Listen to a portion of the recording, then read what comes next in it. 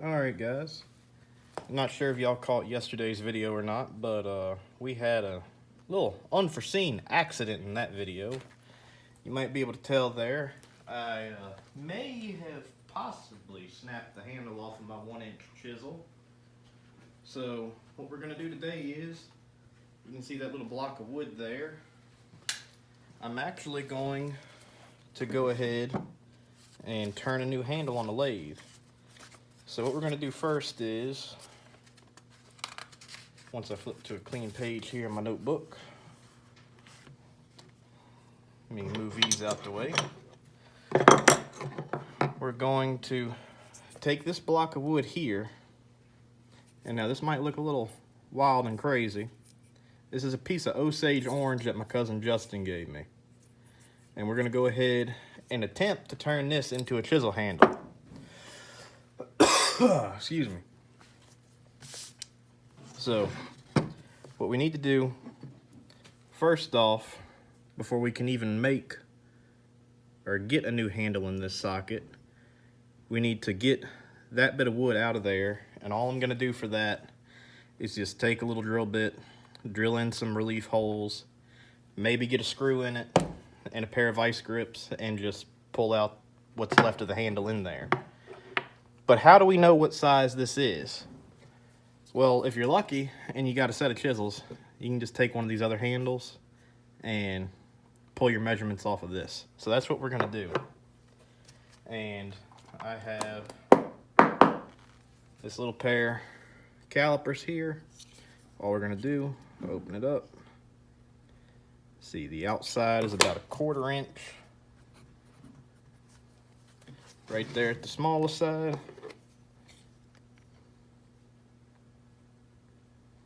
And just over 1/2 at the large side.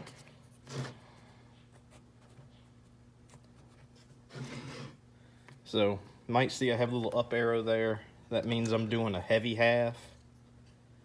And just so I don't have to grab another tool, we'll say that the distance to the shoulder is about, let's just go with 1 1/4.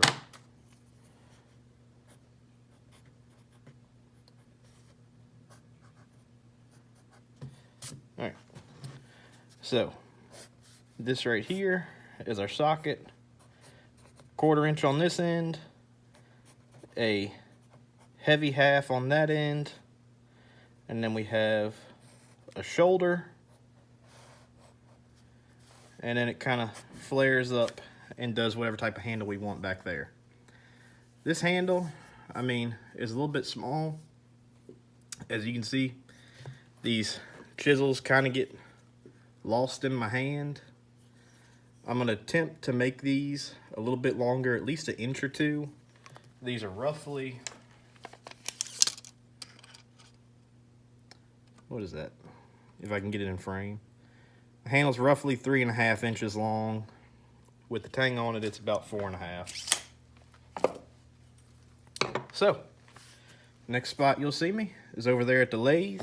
This is just a little block of wood. It was actually a bow stave, and it had a check going down it.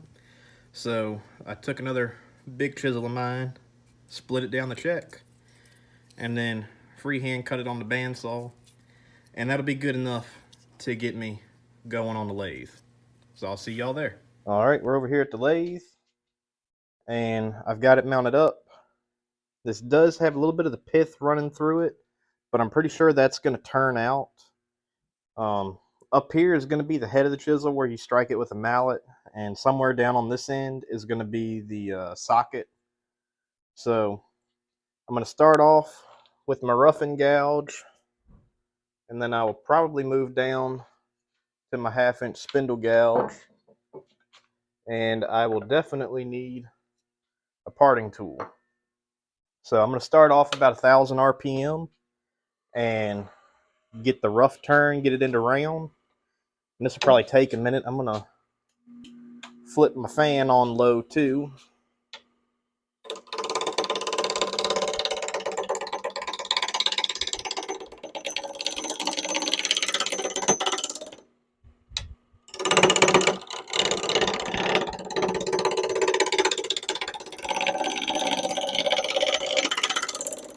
Once this gets a little bit more round, I can turn the speed up. You can hear it right now. We got a lot of dead space.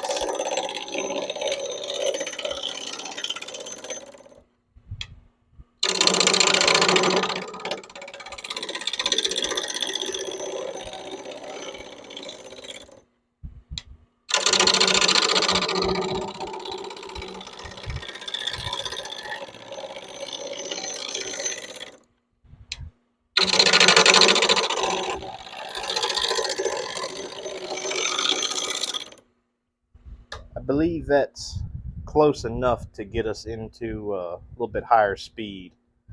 We do have a knot up here that we need to watch out for. Hopefully I can turn this down and maybe include it in the handle. That'd be something neat to have. So flip this back on. You can see there's a little bit of a split right here on this end. And I'm going to bump this up to about 1400, 1500 RPM and get back to roughing.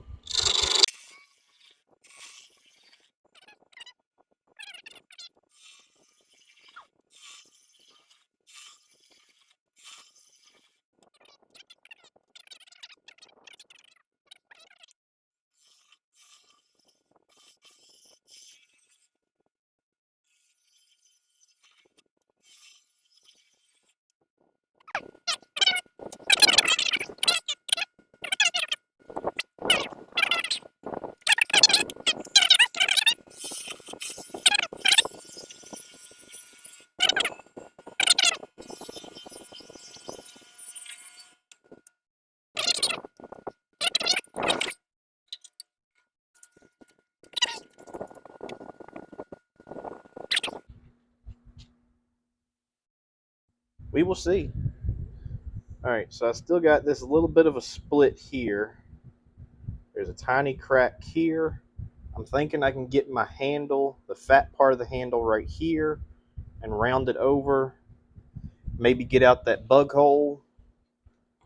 Let me go ahead and get a pencil, and I'll start laying out some stuff.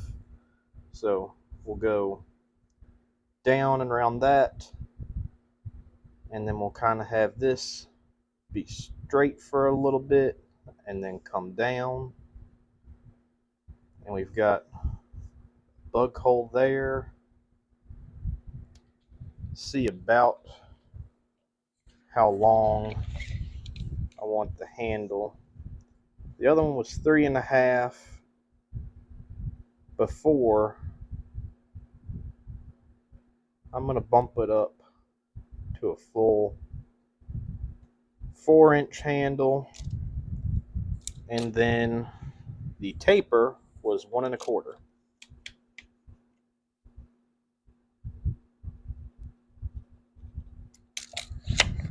All right.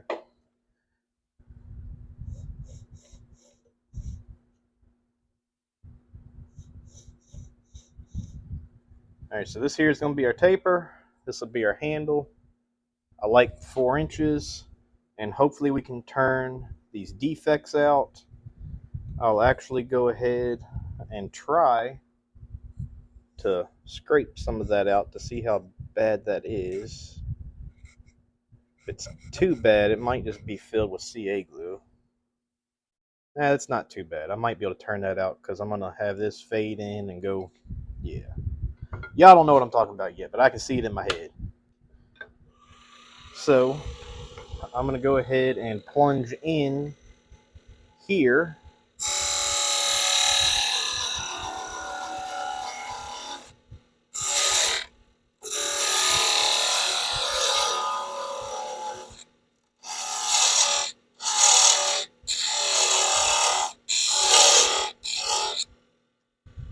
And I will also plunge in down here.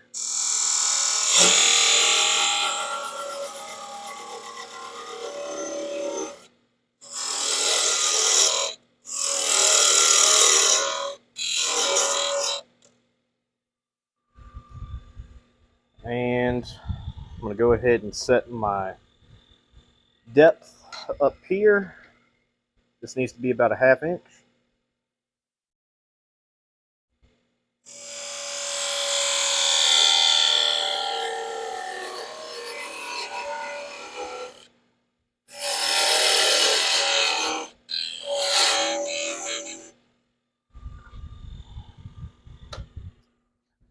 see what that is.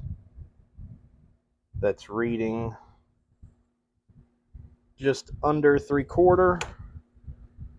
Flip that back on.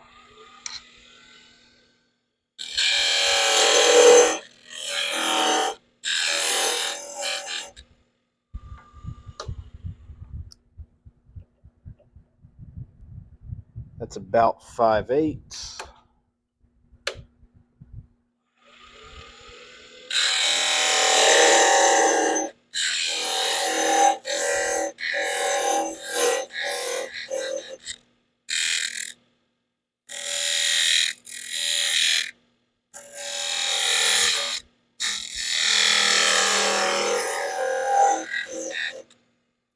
All right, that should be about a half or a smidge over. Yep, that's just a smidge over a half. And that down there needs to go down to 1/4, but we will worry about that in just a second. We're going to go ahead and start trying to profile this stuff here. And I'm going to start off rounding this end over.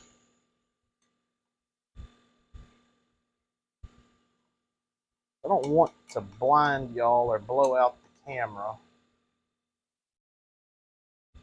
Yeah, that's not going to work. All right, worth a shot. So we'll round this end on over. And I'll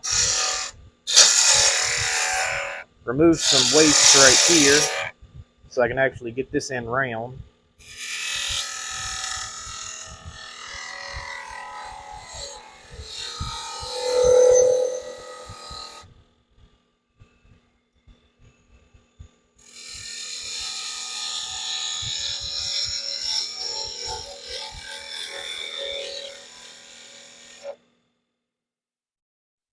All right, I am almost screwing up here. I need to see what diameter our socket is. And that is about 5/8. So this shoulder here, I'm going to bring down a hair over 5/8.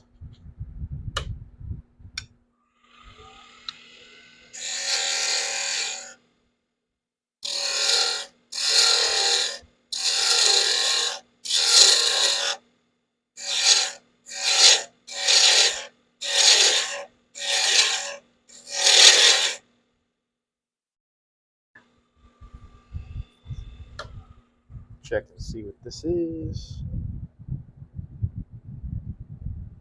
It's a hair over 3/4.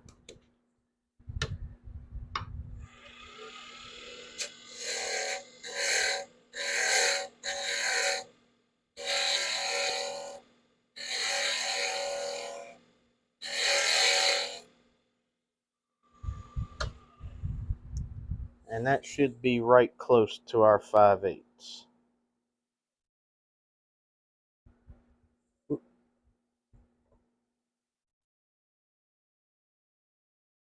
Actually,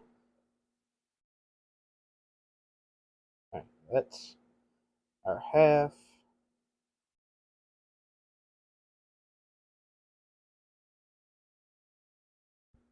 That's about a 1/16 over 5/8.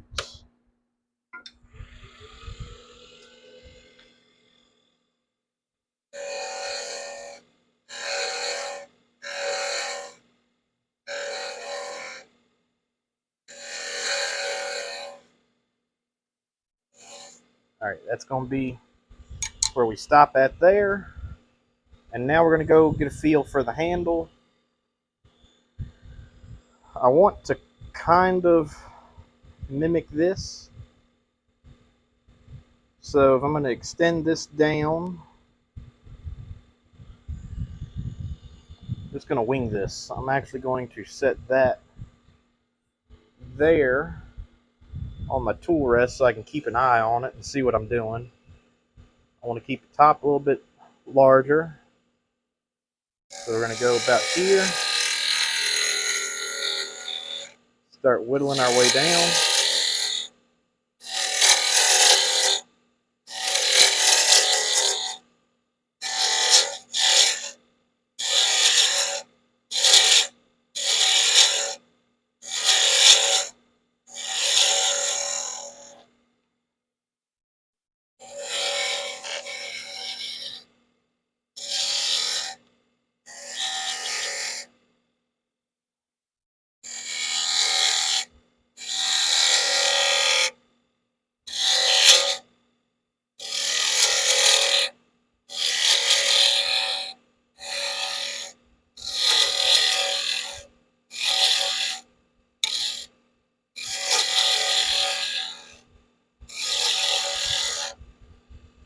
Now let's see how we look. All right, I still got that split that I'm not very happy about. Got a knot. I've got a little bit of sapwood that I'm not going to be able to get rid of. And I got a bug hole.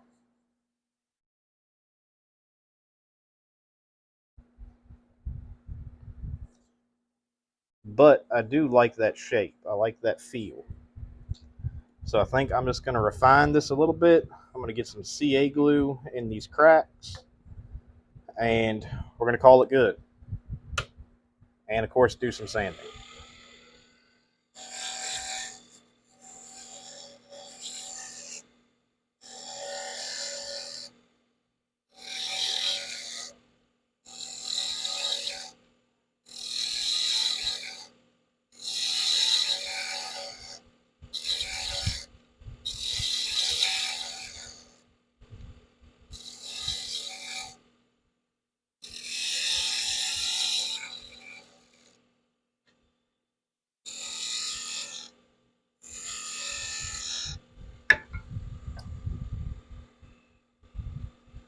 And just for the heck of it,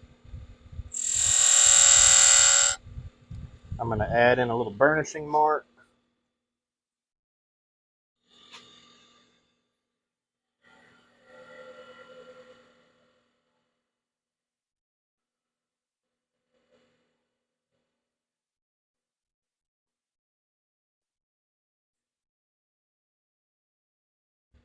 And now I just need to worry about this. So we're going to go ahead and turn a bunch of waste off. Actually, let me go ahead and take this down here to about a quarter.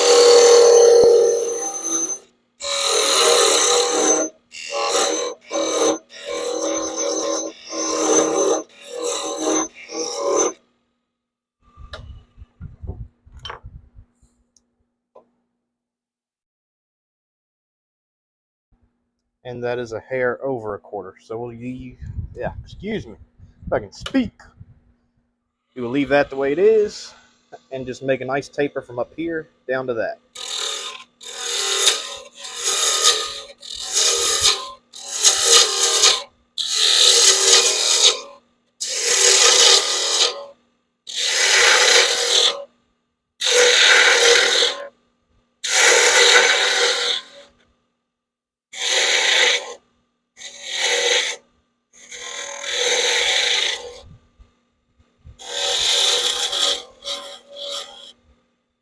All right, and I'm actually going to get a skew, if I can find out where mine is. Maybe.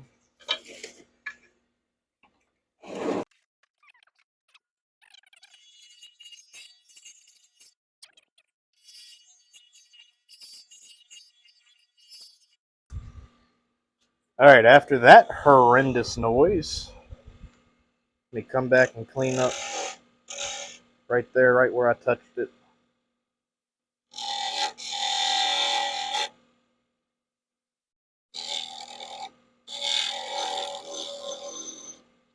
And that should be it for us. So, I'm going to go ahead and do the sanding and filling this bug hole and stuff off camera. And I'll catch y'all back over there at the bench. All right, guys. I'd say that's one heck of a difference going from this handle that broke off to that one. This is about 3/4 of an inch longer overall. But man, did it turn out good. I'm sad it has that little bit of a wormhole there, but I did fill that with CA. But it turned out good. The handle has a nice feel to it. And this is one of the first times that I've ever turned Osage. And man, that right there is just buttery smooth. I mean, a pane of glass isn't any smoother than that is. So, I've rambled on enough. I'm going to keep this short. One thing I do want to mention, Osage is a wood similar to cherry. It oxidizes, and it will get darker over time. The sapwood probably won't get that dark, but this heartwood will turn to almost a dark chocolate color. And I might have a piece of end grain from it. I do. Right here. I don't know if you can see this, but this is a pretty good representation of the color it will turn. That down there is fresh new wood. This I just split a little bit ago, and this has been drying for probably, I don't know, 4 or 5 years at the very least. I could ask my cousin. He knows. It's probably been more than that, close to 10 more than likely. But like I said, it'll oxidize and get darker like cherry does over time. So keep that in mind. You won't always have this bright yellow color. So I think that wraps up the video. Remember to leave a like, comment, and subscribe. And I'll see y'all on the next video. Who knows? It'll either be shaper restoration or it might be a mallet to go along with my new set of chisels. Well, handles for the chisels. All right. I'll see y'all next time. Thanks for watching.